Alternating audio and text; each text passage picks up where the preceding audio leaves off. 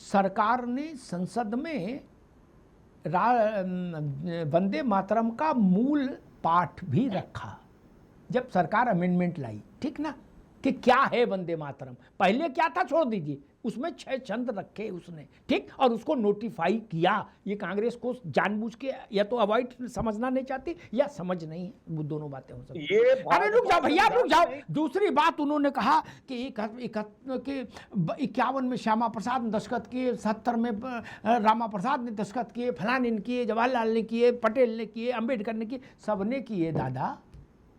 जब संविधान बना था तब तो बहुत बड़े बड़ों ने दस्तखत किए थे उस पर कलम से। उससे ज्यादा दस्तखत तो एक बार में कभी हुए नहीं भारत में।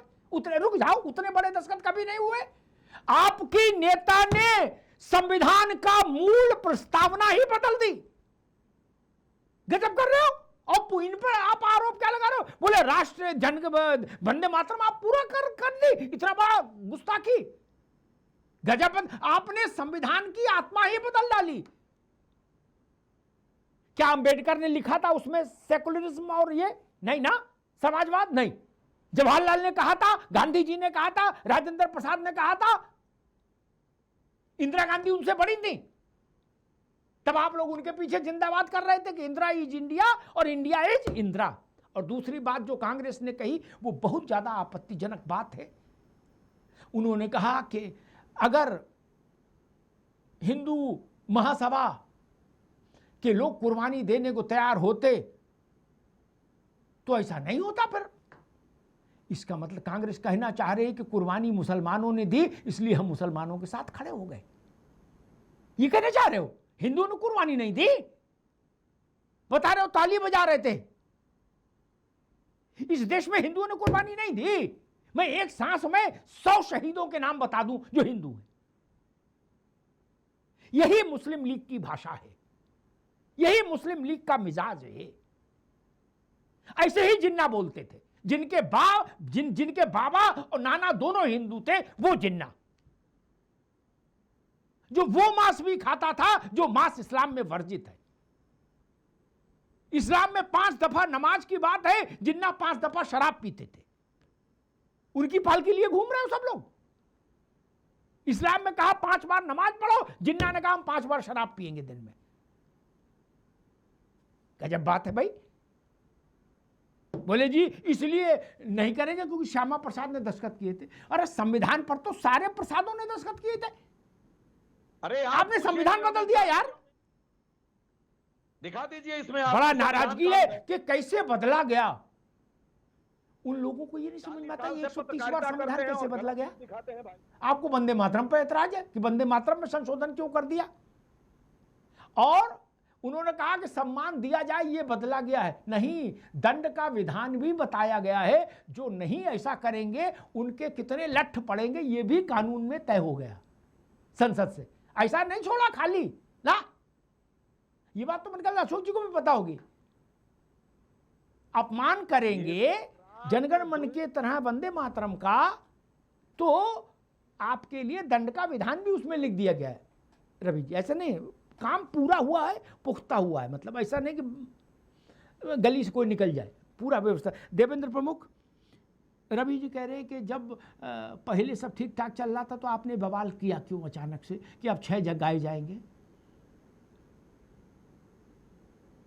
क्यों किया बवाल, आप देश को बताइए। सर मेरी आवाज आ रही है? खूब आ रही। सबसे पहले तो मैं जिस तरह से विश्लेषण हो गया उसके लिए पैनल के साथ आपको विशेष रूप से बधाई दे रहा हूं कि एक एक चीज तथ्य के साथ आई है सर। और वंदे मातरम की जो बात आ रही है वो अच्छे से अशोक जी को भी पता है, हमारे साथी को भी पता है, उनको भी पता है। लेकिन सबसे जो गहन बात जो आज के डिबेट का जो हिस्सा है, वो जो मुद्दा है सर, वो ये है कि आपने पहली बात में वो चीज पकड़ ली है और इनडायरेक्ट में कहीं ना कहीं अशोक जी को भी इशारा किया है। ये मुस्लिम तुष्टीकरण को लेकर सारी लड़ाई है। ना यहाँ कोई राम को पसंद करता और ना यहाँ कोई अल्लाह को पसंद करता। ये सिर्फ वोटों की राजनीति है और ये आज से नहीं है सर, ये तो आजादी की लड़ाई है। लड़ाई से पहले ये नींव जम गई थी और उसी का लड़ाई का ही कारण रहा था कि ये बंटवारा जो हुआ था ये सारा धर्म के नाम पर होने के बाद आज हमें भारत में इस चीज के लिए लड़ाई लड़नी है कि राम मंदिर का स्थान कहाँ है। आज हमें कृष्ण जन्मभूमि को लेकर लड़ाई लड़नी पड़ रही है कि उसका स्थान कहाँ है, और वो भी तय मीट होगा खा रहे हैं पाकिस्तान या और यहाँ बांग्लादेश के यूपी में इशारे तो से। बंद करा दे रहे हो और भाई। दूसरी बात ये कहाँ है अबराम के कि पीछे जिस चले गए, ये तरीके से ढोंग रचना हमारे बंद कर कांग्रेस दो के साथी बच रहे हैं देवेंद्र भाई, और बंद कर अशोक जी दो। को जो इनडायरेक्ट में इशारा किया गया, एक ही मकसद है सिर्फ कांग्रेस का, किसी भी तरीके से जो इंडी पिंडी बना है। काफी दिनों से कांग्रेस ने प्रयास किया कि कोई भी नेता कुछ बोले। जी अखिलेश यादव की फुटबॉल बना दी थी सर, एक सीट के लिए मध्य प्रदेश में आपको पता है कितनी बार बदतमीजी की गई थी। और अब एक फुटबॉल सांसद ने बना रखी है पूरे उत्तर प्रदेश में, लेकिन बोलने की हिम्मत नहीं जुटा पा रहे। कांग्रेस ने सीधा इशारा कर दिया है कि एक ही तुष्टिकरण है कि मुस्लिम किसी भी तरह से, आपने विश्लेषण कर दिया, धन्यवाद करता हूं जो कांग्रेस के साथ खड़ा हो गया। इसमें मैं मुलायम सिंह जी को बधाई देना चाहूंगा, आज हमारे बीच में नहीं है। उन्हें पता था सर, उन्होंने जानते हुए मुलायम सिंह ने इंदिरा गांधी की राजनीति को देखते हुए, पढ़ते हुए, और जिस समय 2004 में सोनिया गांधी को लेकर बवाल मचा था देश में, तो मुलायम सिंह यादव पहले ऐसे नेता थे कि जिन्होंने खुलकर सोनिया गांधी को विदेशी कहकर रोकने का काम किया था। उन्हें पता था इस बात का कि उनकी पार्टियों को खत्म कर देंगे लोग, झूठ बोलने ये की भी एक जाते अपनी हैं कला है। और मैं सनातन यही के चीज नाम पे आपको राजनीति दोहरा करते हैं, रहा हूं, आंध्रा में ये मीट डंके खाते की हैं, चोट पर वेस्ट बता रहा बंगाल हूं, में ये मछली सिर्फ खाते हैं, तुष्टिकरण की राजनीति दिशा है। में बात ये करते जिस हैं, दो तरीके से नेता वंदे अपनी मातरम बात का पे विरोध कर रहे हैं कोट सर, करते हैं। इनकी मजबूरी आपका है। एमपी एमएलए अगर ये को मुसलमान जब के एक साथ दूसरे भारत में में झूठा रहकर खड़े चलता नहीं हो है, पाए उसके तो ये बाद मिट आप नहीं जाएंगे। करते हैं। और क्षेत्रीय 37 में आपने पार्टियों को विरोध किया, ये जब तक समझ आज में आएगा विरोध कर रहे हैं, तब तक वो चीज जनता खत्म हो से ध्यान जाएगी। भटका आज करके मुलायम सिंह और नहीं है इस वंदे बात को मातरम समझने आ के रहे लिए। हैं। जाइए मुलायम सिंह मुकदमा और दर्ज अखिलेश यादव में कराइए, धरती और आसमान का मुकदमा फर्क दर्ज है सर। कराइए, 3 साल आज का सजा मुलायम है, सिंह अगर होते तत्काल सदस्यता तो चली वो इस जाएगी, बात को जो है जिसे सबकी आप चली चैनल पर जाएगी। बताने की कोशिश अरे कर रहे हैं सबकी सर, चली तो हो जाएगी, सके सोनिया जी अखिलेश की यादव चली को घर जाएगी, में बैठकर समझा खड़गे जी देते। की चली जाएगी, सबका लेकिन घर भी ले लीजिए, लालू यादव को भी सबका इतना ही घर ले ज्ञान है। लीजिएगा, मैं वहां भी थोड़ा सा सबका जानना घर ले चाहूंगा लीजिए, प्रकाश सबकी कि सदस्यता ले लालू के लीजिए, बेटे देशद्रोह जैसे का मुकदमा राजनीति कर रहे हैं, लगाइए, लेकिन लेकिन सलाह आप नहीं विपक्षी करेंगे से लेकर चल क्योंकि रहे हैं। आपने ऐसा उनको भी यही नहीं पता किया है। आप जिस आप तो तरीके से झूठ रवि बोलने जी का बहस एक कर रहे हैं, प्रदर्शन और बेवजह की प्रहसन बहस कर कर रहे रहे हैं। हैं। अरे मेरे आपको भाई भाई मौका मिला, प्रदर्शन और मुझे प्रहसन सुनिए, झूठ बोलने ये का मत मेरा करो। नंबर है रवि आप जी, कल कर आप दो जवाब कि दीजिए, राष्ट्रगीत काउंटर करना। पूरे ये 6 आप जैसे स्टेंजा प्रवक्ता है। पर अलाउ नहीं देखिए करता देश का कौन कि नागरिक आप नहीं भागे गाता हैं है, डिबेट से। हम भी गाएंगे, आपके पास कोई लेकिन मुद्दा आप नहीं है। मैं फिर कहना चाहता हूँ, प्रोटोकॉल में देश के गवाओगे साथ 6 आप स्टेंजा गद्दारी करोगे। और सम्मान आज की बात युवाओं का आएगी तो देश है, कहोगे पढ़ा लिखा राजनीति की देश बात है। करो। बहुसंख्यकों जनगणमन भी के ले साथ आइए, जो आपने किया पढ़े उसका लिखे लोगों परिणाम को है आज गुमराह मत कि आज करिए। भारत का युवा मुसलमानों नहीं, को गुमराह एक करने एक की जरूरत सनातनी नहीं जाग है, चुका है। हिंदुओं और मैं को तो भी ये आपने भी कह रहा गुमराह हूँ कर लिया, कि कहीं कहीं मुसलमानों को भी मुसलमान गुमराह भी कर जाग दिया, चुका है, देश क्योंकि को आप भी गुमराह मुसलमानों कर के दिया, भी सगे नहीं हो। युवाओं को भी गुमराह आपको कर दिया, सिर्फ किसानों सत्ता को भी चाहिए, गुमराह सत्ता किया, के लिए सैनिकों को भी गुमराह किया। मुसलमानों को अब आपने आपकी अपने ये साथ यदा जोड़ा था, देश का पकड़ गई बंटवारा है, किया था। किसी अगर भी आप ईमानदार प्रसाधन होते, से अगर आप नेहरू रूप को ईमानदार बदल होते, सकते हैं, अगर स्वरूप को कांग्रेस नहीं। मुस्लिम लीग देवेंद्र नहीं भाई होती याद तो रखिए, देश का मैं नहीं बंटवारा नहीं चाहता होता। था, लेकिन डंके की आप चोट लोग पर बोल रहा बंटवारे हूँ का आपको। विरोध क्यों नहीं आप किए? रवि जी सूझे क्यों हुए हैं, सावरकर पढ़े ने लिखे हैं, 37 में कहा? लेकिन आप जैसे अरे लोग 30 दिसंबर 1937 को सावरकर ने कहा कि 2 देश होना चाहिए। ये गलत बात आते है आप लठ लोगों की। लेकर के गला कई कटाने बात चलते। स्वीकार करो, गलत जब बात से 37 में बचो। हुआ, आप प्रवक्ता गांधी की जी भूमिका सुभाष बाबू निभाइए, ने वार्ता कुछ किया कुछ कि शब्दें 2 स्टेंजा ऐसी रहेंगे, हैं तब जिन विरोध पर में खड़े हो जाओ। देवेंद्र भाई रुकना होगा, रवि भाई रुकना होगा। देश के गृह मंत्रालय ने ऑफिशियल वर्जन जारी किया जब वो संशोधन लाई राष्ट्रीय प्रतीकों के संविधान के सम्मान वाले कानून में संशोधन विधेयक लेके आई मोदी सरकार, तो उस सरकार ने ऑफिशियल वर्जन वंदे मातरम का जारी किया कि सरकार के वंदे मातरम किसको स्वीकार कर रही। उसमें बंकिम बाबू का लिखा हुआ वंदे मातरम के 6 स्टेंजा, उसके लिए सरकार ने ड्यूरेशन तय किया 3 मिनट 10 सेकेंड। सब कुछ लिखा है, ऐसा थोड़ी ना होता है कि गुड्डू पप्पू मिलकर तय कर लेंगे ना जी।